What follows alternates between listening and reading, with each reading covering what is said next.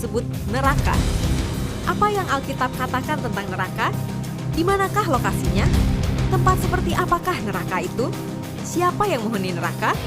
Saksikan terus Fakta Alkitab.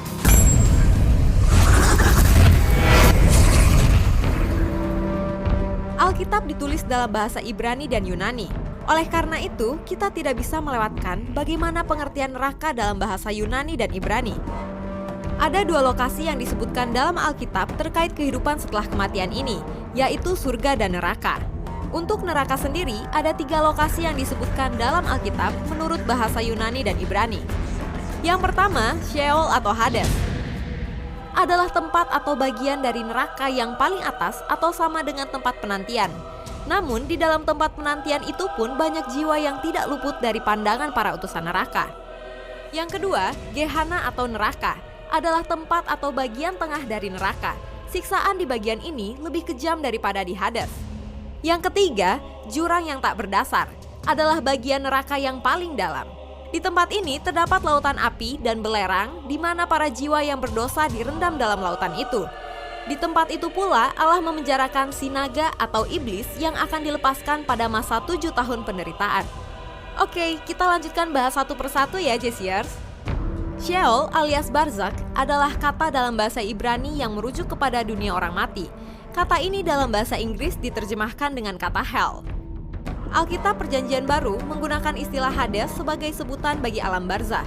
Di beberapa bagian dari Alkitab Perjanjian Baru, istilah ini tampaknya bermakna suatu lingkungan yang netral, tempat orang-orang mati menanti-nantikan saatnya Yesus wafat, dimakamkan, dan bangkit kembali. Sejumlah ayat Alkitab Perjanjian Baru diyakini menyeratkan bahwa Kristus turun ke alam barzakh ini untuk membawa orang-orang benar ke surga. Ayat-ayat Alkitab Perjanjian Baru lainnya menyeratkan bahwa Hades adalah tempat penyiksaan orang-orang fasik, sehingga menimbulkan dugaan bahwa Hades terdiri atas 2 bagian yang berlainan. Dalam Perjanjian Lama, ada 6 cara untuk melihat kata Sheol digunakan. Yang pertama, Sheol sebagai suatu tempat di mana tidak ada yang bisa melarikan diri atau menyelamatkan diri dari tempat itu. Yang kedua, Sheol sebagai suatu tempat yang tidak memberikan harapan bagi yang telah mati untuk kembali menjadi hidup. Yang ketiga, di sanalah akan terdapat ratapan dan kertakan gigi. Yang kelima, Alkitab mengajarkan adanya tingkat-tingkat hukuman di neraka berdasarkan banyaknya dan sifat dosa yang mereka lakukan dan penolakan terhadap Tuhan dan karyanya. Semua ini menggambarkan betapa ngerinya neraka. Tidak ada seorang pun yang bisa kabur dari neraka dengan alasan apapun. Tidak ada purgatori, tidak ada kesempatan kedua, tidak ada keringanan hukuman karena kelakuan baik, dan tidak ada kelulusan.